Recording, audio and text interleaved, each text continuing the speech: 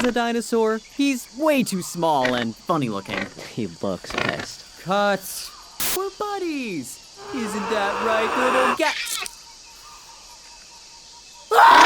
And that's why you should always feed wild animals. Think we should name him? Any ideas? Montosaurus Maximus. Mott for short. Mott for sure. What the heck is that thing? Introducing the beautiful flat-horned Archaeopteryx, Rex. The third, Esquire. Esquire. It's science.